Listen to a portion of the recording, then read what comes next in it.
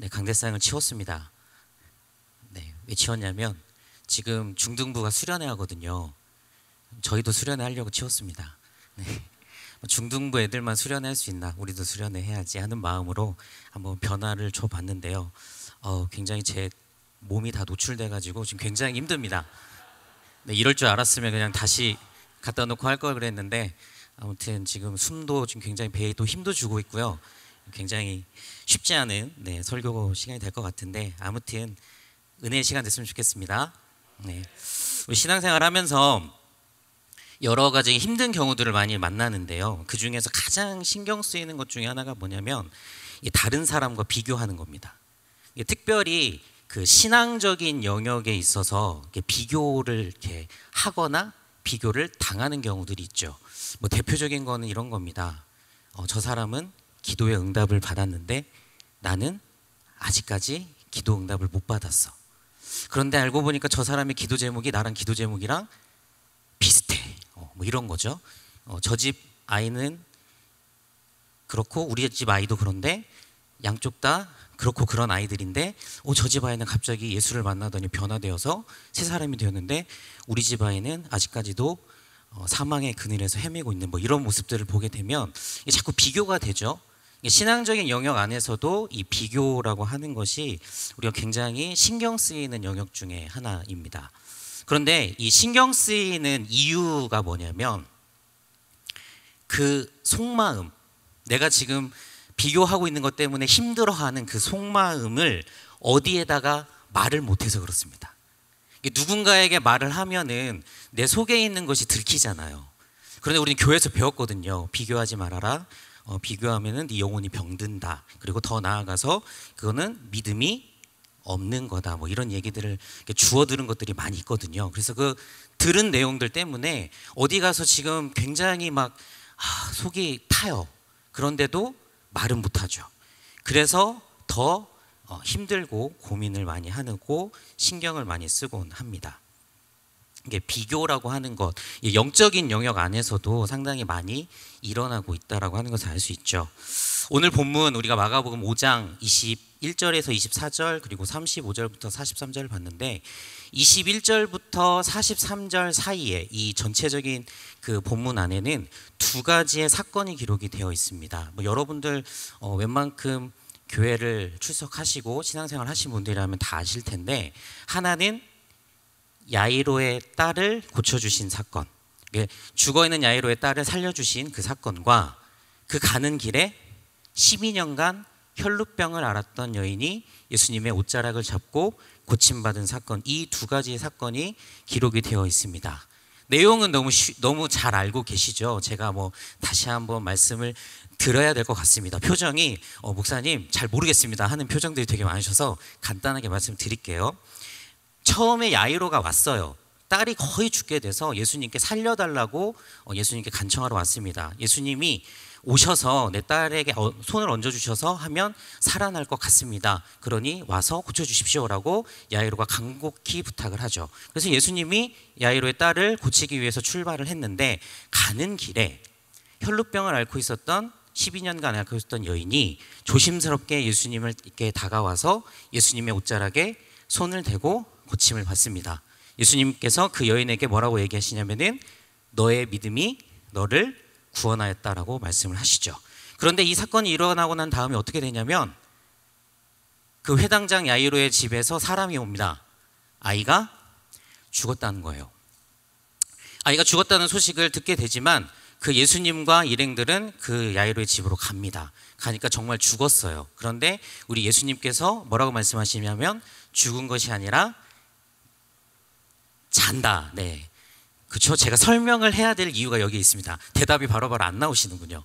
죽은 게 아니라 잔다라고 말씀을 하시고 그 부모와 또 데리고 갔던 제자들 데리고 들어가서 그 소녀에게 달리다 굼 소녀야 일어나라 하시니 그 소녀가 일어났어요. 살아난 거죠. 그래서 먹을 것을 주었다. 이것이 오늘 본문이 포함되어 있는 그 내용입니다. 네, 설명을 잘 한 것 같아요. 네, 안 했으면 큰일 날 뻔했습니다. 저는 이미 다 알고 계신 줄 알고 했는데 눈빛들이 아니에요. 여러분, 이 본문은 누구의 시각에서 보느냐에 따라서 좀 그 본문을 보는 시각이 달라지는 본문입니다. 저는 오늘 이 본문을 야이로의 관점에서 좀 보고자 합니다.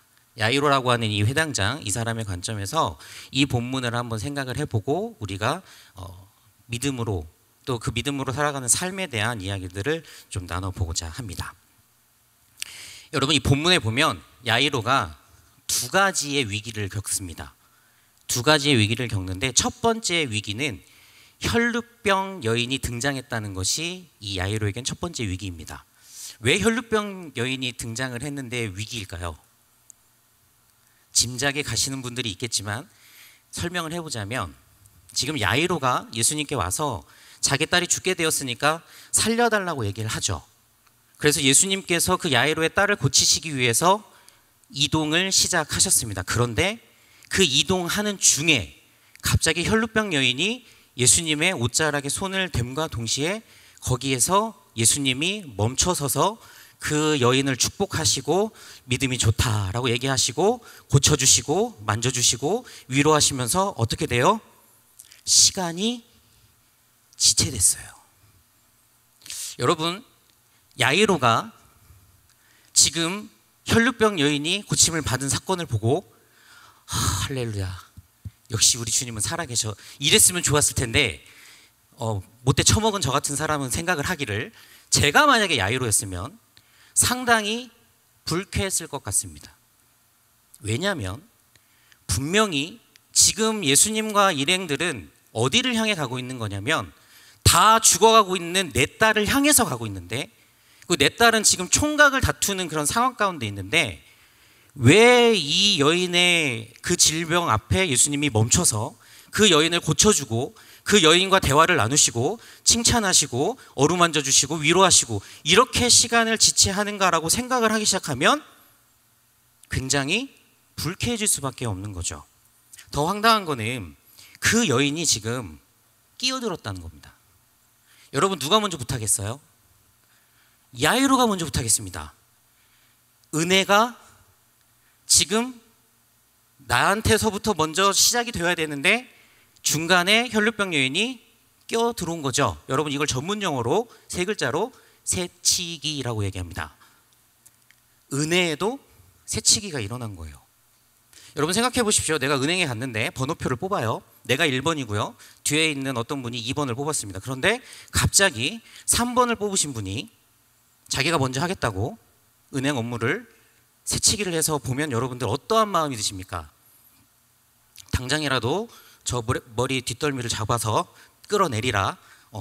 당신은 다시는 이 자리에 못 오도록 응징하리라. 뭐 이런 마음들이 들으시겠죠? 그것을 가만히 두고 보지는 않을 거예요. 최소한 1번, 2번을 뽑으신 분들은. 그렇죠? 그 번호표를 그 사람보다 앞에서 뽑으신 분들은 그 3번을 뽑으신 분이 나보다 먼저 앞서서 은행 업무를 보려고 하는 그 행동을 절대 그대로 보고 있진 않죠. 근데 여러분, 잘 생각해 보십시오. 야이로가 지금 상황이 내가 먼저 얘기했단 말이에요. 내가 먼저 예수님한테 지금 내 딸 살려달라고 얘기를 했는데 갑자기 어디서 이 여인이 들어와가지고 새치기 한 겁니다. 내가 지금 은혜를 새치기 당했다고 생각을 하면은 거기에서 야이로의 마음이 어땠을까 한번 생각을 해보시면 좋겠습니다. 여러분, 야이로만의 문제가 아니에요. 제가 아까 말씀을 드렸죠. 우리가 비교를 많이 한다고. 분명히 내가 먼저 기도를 시작했는데 뒤늦게 기도를 시작하신 분이 먼저 응답을 받는다. 받은 것을 내가 알게 되었다. 그렇다면은 내 마음속에 어떤 마음이 드냐면 이거 약간 새치기 당한 느낌이 아닌가? 내가 먼저 이루어지고 그 다음에 이 사람이 이루어지는 것이 순서상 맞는 것 같은데 왜 이 사람이 나보다 늦게 무언가를 시작하고 신앙생활도 늦게 시작하고 기도도 늦게 시작했는데 왜 이 사람한테 응답이 빨리 오는 거야? 라고 하는 마음이 들을 때 우리도 이 야이로의 상황과 같은 비슷한 은혜의 새치기에 대한 마음이 들겠죠. 저도 나름대로 연초부터 기도하고 있는 게 있습니다. 이래 보여도 기도합니다. 제가 현재 살고 있는 곳을 좀 연초부터 좀 정리하고 우리 성도님들이 많이 살고 계시는 이곳으로 좀 이사를 하고자 소망하는 마음으로 정말 간절히 하나님 앞에 기도하고 있습니다.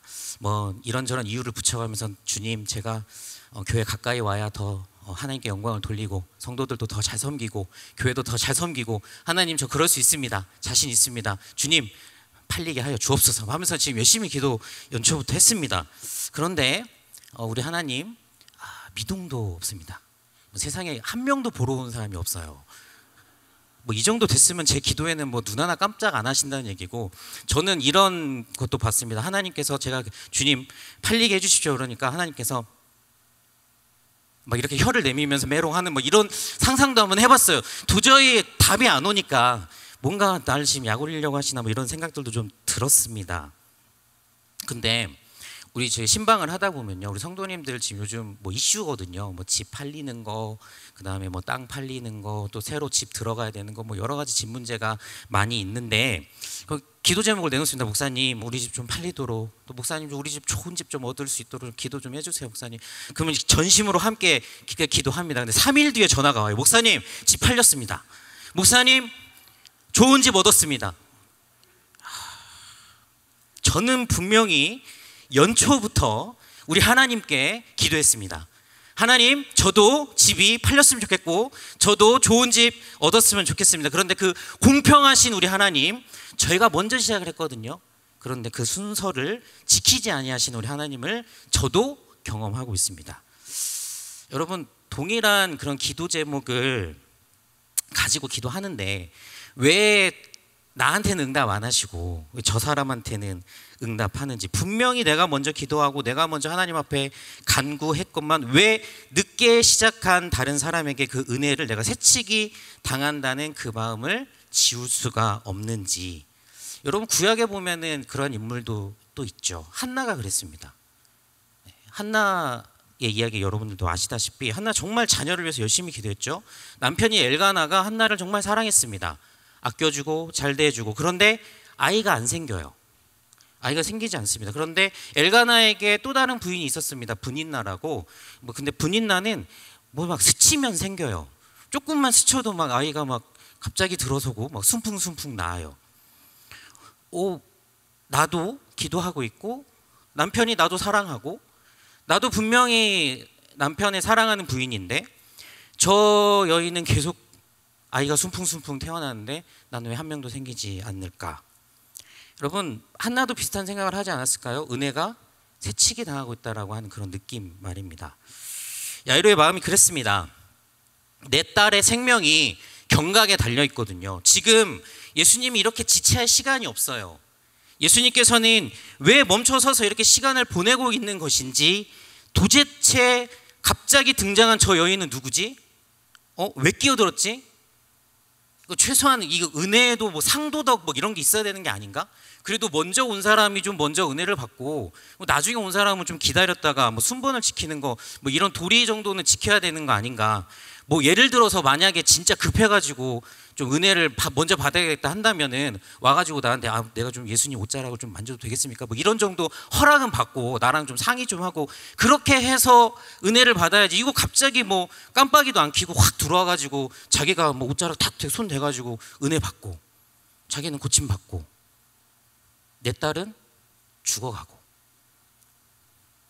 여러분, 이런 복잡한 마음이 들면서 이 예수님에 대한 또 이 상황에 대한 혈류병 여인에 대한 이 야이로의 마음이 어땠을까 한번 조심스럽게 생각을 해봅니다. 여러분 어떠십니까? 저만 그렇죠. 네, 여러분들은 믿음이 정말 좋으셔서 목사님 그 정도 가지고 이렇게 마음 상하시고 그러시면 안 됩니다. 언젠가 하나님께서 반드시 이루어 주십니다. 여러분들의 큰 믿음을 축복합니다. 근데 저는 그런 마음이 좀 들었어요. 여러분, 더 큰 문제가 발생하죠. 예수님께서 혈루병 여인을 치유하시기 위해서 멈춘 사이에 야이로의 집에서 사람들이 옵니다. 와서 전해준 이야기, 딸이 죽었다. 거의 죽어가던 그런 상황이었기 때문에 뭐 희망은 없었을지 모르겠지만 그래도 예수님께서 고쳐주실 것을 믿고 그렇게 예수님 앞에 엎드렸고 예수님한테 간청했고 예수님을 설득해서 지금 예수님을 모시고 내 딸을 고치러 가는 길이었는데 그 딸이 죽었다는 소식을 듣게 됩니다. 언제? 혈루병 여인이 고침을 받고 난 이후에. 여러분, 순간 야이로는 예수님을 봤을 겁니다. 예수님의 반응을 보고 싶었을 거예요. 예수님이 어떻게 반응하시나. 여러분, 일반적인 상황이라면, 그냥 세상적인 상황이라면 이 상황에서 어떻게 했을까요? 예수님을 보고 바로 손이 예수님의 멱살로 갔겠죠. 당신이 어쩜 이럴 수 있냐. 내 딸을 먼저 고쳐주기로 했는데 여기서 지체만 하지 않았으면 내 딸은 죽지 않았을 것을, 왜 여기서 머무르고 시간을 보내서 내 딸이 죽었다는 소식을 내가 왜 지금 내 귀로 들어야 하느냐라고 하면서 아마도 세상적인 사람이라면 예수님의 멱살을 잡지 않았을까.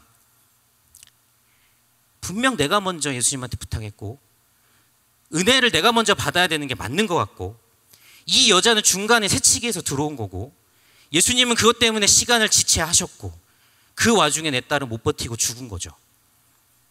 누구는 새치기에서 고침받고 누구는 그렇게 정당하게 간구했지만 결과는 딸이 죽었다는 겁니다. 나는 원하는 결과를 얻지 못했어요. 내가 원하는 결과는 딸이 살아나는 거고 고침받는 건데 나는 그 결과를 얻지 못했죠. 아마도 야이로는 굉장히 많이 혼란스럽고 답답하고 화가 났을지도 모르겠습니다. 사랑하는 여러분, 신앙생활 하면서 하다 보면 왜 이런 일들이 일어나는 것일까요? 어떤 사람은 쉽게 이루어지는 것도 나에게는 왜 이렇게 더디 이루어지고 힘들고 어렵게 그렇게 느껴지는 것일까? 다른 사람은 복을 많이 받는 것 같고 나에게는 나눠줄 그 복조차 없는 것처럼 왜 이렇게 하나님은 나에게 야박하시고 왜 이렇게 나를 서운하게 하실까? 왜 그럴까요? 저도 잘 모르겠습니다. 제 기도 제목도 지금 계류 중에 있어가지고 저도 잘 모르겠어요. 제가 저한테도 좀 알려주세요. 왜 제 기도는 계류하고 있는지. 근데 여러분, 우리가 여기에서 좀 짚고 넘어가야 될 게 있습니다. 중요하게 우리가 생각해 봐야 될 부분이 있습니다. 여러분, 지금 이 상황에서 가장 아쉬운 사람이 누굽니까? 지금 이 상황에서 가장 아쉬워야 할 사람이 누굴까요? 이 이야기는 야이로가 예수님께 내 딸을 살려달라고 부탁한 것으로부터 시작이 되었습니다. 야이로는 왜 예수님께 내 딸을 살려달라고 부탁을 했을까요? 예수님께서 이 내 딸을 고쳐주실 수 있다. 예수님께서 나에게, 우리 가정에 은혜를 베풀어 주실 수 있는 분이라는 분명하고도 확실한 그 믿음이 있었기 때문에 예수님을 찾아와서 딸을 살려달라고 한 겁니다. 즉, 은혜를 베푸시는 분이 우리 예수님이라고 하는 그 분명하고도 완전한 전제가 이 이야기 속에서는 지금 계속 흘러가고 있는 것이죠. 여러분, 만약에 야이로가 자기가 받아야 될 은혜가 지금 새치기를 당했다라고 생각하고 있다면 지금 야이로는 무언가 대단히 잘못 생각하고 있는 겁니다. 아무리 야이로가 먼저 예수님께 은혜를 베풀어 달라고 부탁했다 하더라도 예수님께서는 야이로의 부탁을 먼저 들어주든지 나중에 들어주든지 그 부탁에 대한 선후 관계 및 그 부탁 자체를 들어주느냐 들어주지 않느냐의 주권을 갖고 계신 분이라고 하는 그 사실을 야이로가 망각하면 이것은 은혜를 새치기 당한 것이다 라고 생각하게 되는 거죠. 여러분, 지금 주권과 권한을 누가 들고 있느냐를 야이로가 잠깐 망각하면 이 일어나는 모든 상황에서 나는 손해본 것 같고 나는 은혜를 새치기 당한 것 같고 나에게는 결과가 지금 아이가 죽은 거기 때문에 나는 하나님 앞에 기도한 것에 대해서 응답 못 받은 것으로 생각할 수 있다라고 하는 거죠. 여러분, 기도하면서 우리가 착각하는 것이 있습니다. 왜 하나님의 주권을 우리 마음대로 조종하려고 하는 걸까요? 여러분, 내가 먼저 간구하고 내가 더 간절히 간구하면 하나님은 그것을 보시고 누가 더 간절히 기도했느냐에 따라 한 명 한 명 점수를 매겨서 그 점수가 높은 순서대로 기도에 응답해 주시는, 그리고 그 점수를 높이기 위해서 기도를 경쟁시키는, 여러분, 하나님께서 그런 방식으로 우리들에게 은혜를 베푸신다고 생각하십니까? 내가 더 먼저, 내가 더 많이, 내가 더 간절히, 이러한 것들이 모아진 어떠한 포인트가 하나님께서 우리들에게 은혜를 베푸시는 그 순서를 정하는 거라고 여러분 혹시 생각하고 계신 것은 아니십니까? 여러분, 질문해 봐야 됩니다. 왜 하나님은 내 기도에 먼저 응답하셔야 되는가? 왜 하나님은 내 기도에 먼저 응답하셔야 되는가? 내가 더 간구해서, 내가 더 오래 하나님 앞에 기도해서, 내가 더 간절하게 기도해서. 여러분, 은혜가 새치기를 당했다고 생각하는 것은 한 가지 크게 착각하는 게 있습니다. 은혜가 새치기 당했다고 생각하는 사람은 내가 받아야 될 은혜를 다른 사람이 받았다고 생각하는 것 때문에 은혜가 새치기 당했다고 생각하는 겁니다. 내가 먼저 받아야 되는데 내가 받아야 될 은혜를 이 사람이 먼저 받았다라고 생각을 하니까 그것이 은혜가 새치기 되었다고 생각을 하는 거죠. 그런데 여러분, 그 생각은 틀렸습니다. 잘못된 겁니다. 왜냐하면 하나님은 여러분 한 분 한 분에게 각자에게 주실 은혜를 예비하고 계시기 때문입니다. 누군가가 받아야 될 은혜가 내가 못 받은 것을 그 사람이 받은 은혜가 아니고, 하나님은 여러분 한 명 한 명에게 주실 은혜를 각각 가지고 있다는 겁니다. 야이로에게는 야이로가 받아야 될 은혜가 있고, 혈루병 여인은 혈루병 여인이 받아야 될 은혜가 있는 겁니다. 혈루병 여인이 먼저 받은 것은 야이로가 받아야 될 은혜를 먼저 가져간 것이 아니라 그 혈루병 여인이 받아야 할 은혜라는 겁니다. 야이로는 야이로가 받아야 할 은혜가 있는 거죠. 이것을 일컬어서 배타적 독립성이라고 합니다. 은혜의 배타적 독립성.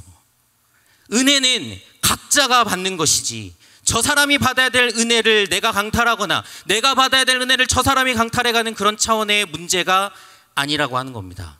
그래서 이 과정은 혈루병 여인이 야이로의 은혜를 새치기 한 것이 아니고, 혈루병 여인은 혈루병 여인이 받아야 될 은혜를 받은 것이요, 조금만 기다리면 야이로는 야이로가 받아야 될 은혜를 받게 될 것입니다.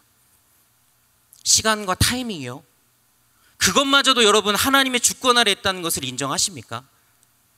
내가 정해놓은 시간에 이루어지지 않았고 내가 정해놓았던 것들이 응답되지 않았다고 해서 그것을 내가 하나님께 왜 그것을 주시지 않았고 왜 지금 나에게 주시지 않느냐라고 말할 수 있는 권한이 우리에게 없다라고 하는 거죠.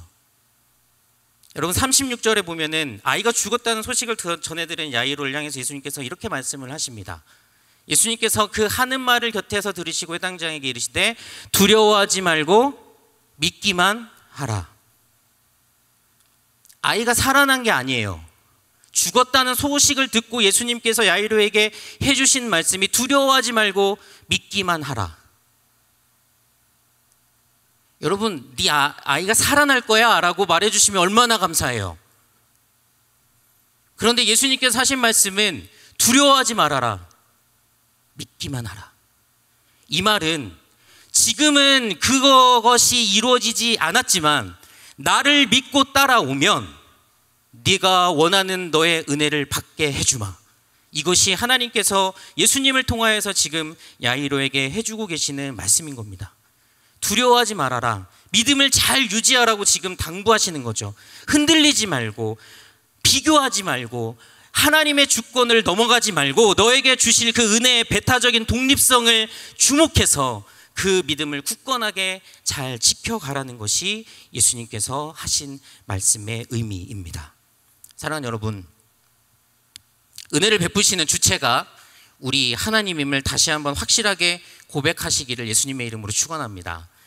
나에게 주어질 은혜를 다른 사람이 새치기해서 가져간 것이 아니라 나에게 오는 은혜는 하나님의 시간표에 따라 잘 진행되고 있다라고 하는 그 믿음을 굳건하게 유지하시기를 간절히 부탁을 드립니다.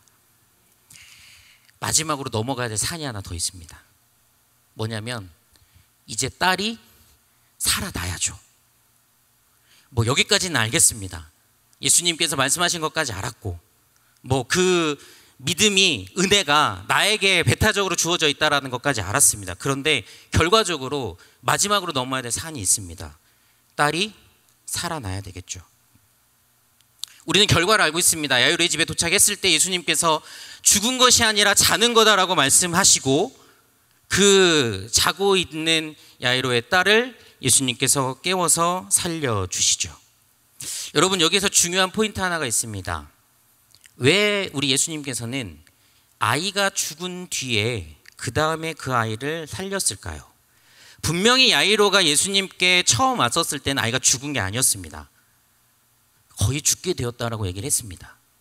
그러면 가셔서 아직 죽지 않은 아이를 고쳐주시면 되는 것인데 왜 예수님께서는 그 아이가 죽은 다음에 그 죽은 것을 보신 이후에 그 아이를 살려주셨냐라고 하는 것이죠. 단순하게 생각해 보면 무언가 이 기적의 극적인 효과를 좀 높이기 위해서 아무래도 거의 죽어가는 것을 회복시키는 것보다 죽은 아이를 살리는 게 훨씬 더 극적이잖아요.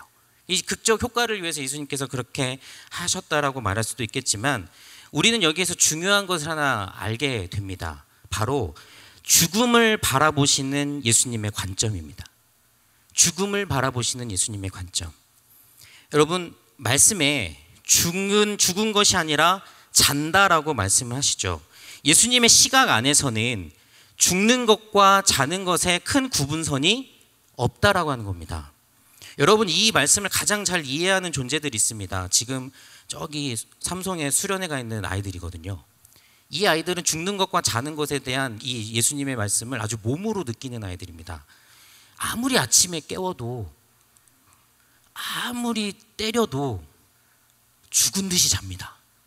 발로 차도 죽은 듯이 잡니다.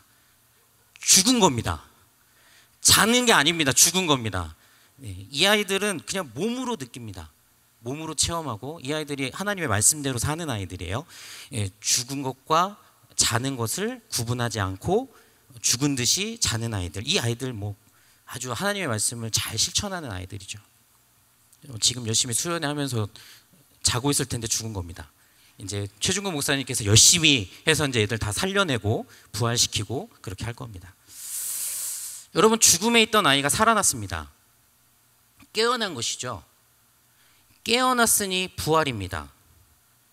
여러분 잘 기억하십시오. 우리가 매일매일 자고 일어나는 거는 우리가 죽음과 부활을 이 땅에서 연습하고 있는 겁니다. 여러분들이 자고 일어나고 하는 이 모든 행위 안에서는 예수님께서 하나님께서 우리들에게 말씀해 주신 그 죽음과 부활, 영원한 죽음과 영원한 생명에 대한 것을 이 땅에서 연습하는 겁니다. 여러분 잠을 안 자면 어떻습니까? 괴롭습니다. 계속 깨어 있는 것이 잠을 안 자고 계속 깨어 있는 것이 괴로울 수가 있습니다. 자야 됩니다. 자야 행복합니다. 근데 여러분 계속 자면 굶어 죽습니다. 계속 자면 안 됩니다. 반드시 일어나야죠. 여러분 영원히 잠든 것으로 끝나지 않고 영원히 다시 일어나는 그 사건이 우리들에게 준비되어 있습니다. 이것이 죽음과 부활입니다. 예수님의 관점에서는 이 자는 것과 이 죽어 있는 것의 그 경계가 예수님의 관점과 예수님의 시선에서는 그것이 특별히 다를 바가 없는 것이죠. 그래서 그 죽어 있는 것을 자는 것이라고 얘기했고 그 자고 있는 아이를 깨운다라고 이야기하신 겁니다. 여러분 이 사건을 왜 보여주셨냐면 사실은 이것을 야이로에게 보여주시고자 한 겁니다. 야이로가 이 자기 딸이 다시 죽었지만 살아나는 것을 통해서 예수님께서 말씀하시는 그 죽음과 부활이 무엇인지, 부활의 의미가 무엇인지, 영원한 생명의 가치가 무엇인지를 자기 딸이 죽었다 살아나는 것을 통하여서 야이로는 더욱더 분명하게 알 수 있게 된 것이죠. 단순히 처음에는 내 딸을 살려주십시오라고 하는 그 간구로부터 출발했던 이 일이 마지막에 가서는 예수님께서 그토록 말씀하셨던 죽음과 부활에 대한 의미까지도 이 야이로에게 깨닫게 되고 알게 되는 그 신앙의 점진적인 발전과 그 성장의 과정 가운데 이 야이로를 두었던 겁니다. 결과적으로는 딸이 살아났죠. 결과적으로는 다시 딸이 살아나는 은혜를 야이로는 얻었습니다. 본인이 간구하고 원했던 그 은혜가 더디 같지만 이루어졌습니다. 그런데 그거 못지않게 훨씬 더 풍성하게 얻은 것은 바로 예수님께서 그토록 말씀하시고 가르쳐 주셨던 그 죽음과 부활의 의미가 무엇인지 그것을 더욱더 분명하게 알게 되었다라고 하는 겁니다. 여러분 이 은혜를 야이로는 얻었습니다. 얼마나 큰 은혜입니까? 내 딸이 살아나는 것 못지않게 훨씬 더 크고 놀라운 은혜를 예수님께서 예비하고 계셨다는 거 야이로가 예상이나 했겠습니까? 내 딸을 고쳐주시면 그것만으로 만족하고 돌아갔을 수도 있는 인생에 예수님께서는 그 인생에서 가장 중요한 의미, 그 부활의 의미, 그것을 야이로에게 가르쳐 주셨다라고 하는 것, 이게 더 큰 은혜가 아니고 무엇이겠습니까? 사랑하는 여러분, 혈루병 여인이든 야이로든 동일하게 주님께 은혜를 입었습니다. 다만 그 과정이 좀 달라요. 여러분, 신앙생활을 하다 보면은 과정이 다양할 수밖에 없습니다. 여러분, 여기 앉아 계신 여러분 한 분 한 분이 은혜를 받는 그 과정 프로세스가 다 다를 수밖에 없습니다. 왜냐하면 여러분들의 받을 은혜는 각자가 받는 배타적인 독립성이 있기 때문에 그렇습니다.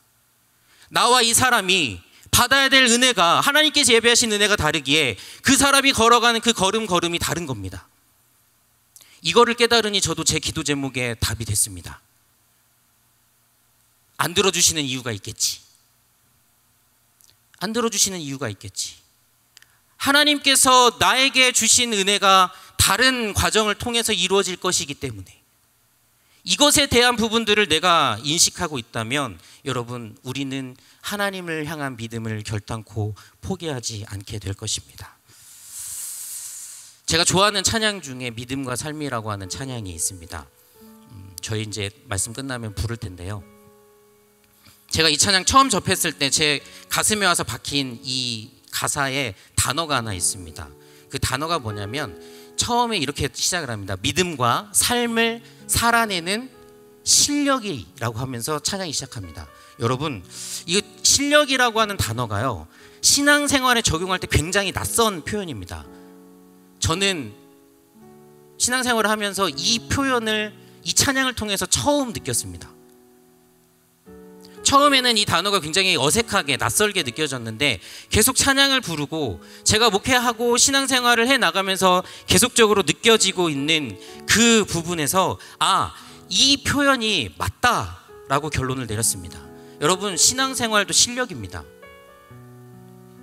나에게 고난이 크면 클수록 내가 밟고 있는 그 신앙의 과정이 정말 질고가 많고 어려움이 많고 기도가 잘 응답이 되지 않고 무언가 어려움들이 도사리고 있고, 저 사람은 응답이 되는 것 같은데 나는 더디 응답되는 것 같고, 나에게는 도대체 어떠한 의미가 있는지 잘 모르겠고, 그 굴곡들이 많고 고난이 많으면 많을수록 여러분들의 신앙이 지금 성장하고 있고 여러분들의 믿음의 실력이 점점 좋아지고 있다라고 하는 것을 믿으시기 바랍니다. 여러분, 국가대표 축구 선수와 동네 조기 축구 선수의 차이점이 뭔지 아십니까? 그 훈련량에 있습니다. 만약에 조기 축구 회원들이 국가대표 훈련하는 것 같이 하시면은 전부 다 저기 무덤으로 들어가셔야 될지도 모릅니다. 훈련량을 견뎌낼 수가 없을 거예요. 여러분, 훈련량은 뭐냐면 고난입니다. 훈련량은 고난이고 고난의 강도입니다. 여러분, 그 정도 견뎌내야 가슴에 태극마크 달고 국가대표 될 수 있는 겁니다. 그 정도 훈련과 고난을, 역경을 이겨내지 못하면 가슴에 태극마크 못 다는 거죠. 국가대표 될 수 없습니다. 사랑하는 여러분, 여러분들이 하나님 나라의 국가대표임을 믿으시기 바랍니다. 아니, 여러분들 하나님 나라의 국가대표 되고 싶으십니까? 고난과 역경이 여러분들한테 오셨을 때 그 고난과 역경의 과정을 감사함으로 하나님 앞에 은혜로 받아들일 수 있는 사람, 그 사람이 하나님의 나라의 국가대표가 될 수 있습니다. 야이로가 훌륭했던 점은요, 제가 상상해서 얘기했지만 야이로는 그것이 새치기라고 생각하지 않았던 것 같습니다. 야이로는 성경을 읽어보니 단 한 번도 예수님 앞에 불평 불만하지 않았고 예수님의 멱살을 잡지 않았습니다. 예수님께서 믿고 두려워하지 말고 따라와라 했었을 때 좀 그렇게 잠잠히 예수님을 따라갔고, 자기의 딸이 살아나는 것을 직접 보며 더 은혜롭기는 부활의 그 기쁨이 무엇인지, 부활이 무엇인지, 예수님께서 말씀하신 영원한 생명이 무엇인지 그 은혜를 누리게 되었다라고 하는 겁니다. 사랑하는 여러분, 믿는 만큼 사시기 바랍니다. 기도하신 만큼 믿으시기 바랍니다. 그 믿음이 여러분들의 신앙의 실력을 분명하게 더 한 단계 업그레이드 시켜줄 것을 믿습니다. 사랑하는 여러분, 은혜에는 새치기가 없습니다. 분명히 기억하십시오. 하나님은 여러분 각자에게 맞는 가장 귀한 선물을 가득 준비하고 계십니다. 누군가 빨리 응답을 얻은 것 같습니까? 가서 축복해 주십시오. 나의 상황이 죽음으로 가는 것처럼 보입니까? 나의 기도는 잘 응답되는 것 같지 않습니까? 거기에 우리 주님께서 다시 살려주시는 은혜가 분명히 기다리고 있다라고 하는 것을 믿음으로 선포하며 나아가시는 우리 모든 성도님들 다 될 수 있기를 예수님의 이름으로 축원합니다. 그만큼 여러분들의 신앙의 실력이 성장해가는 것을 느끼실 수 있을 겁니다. 그 은혜가 여러분 모두에게 함께하기를 예수님의 이름으로 축원합니다.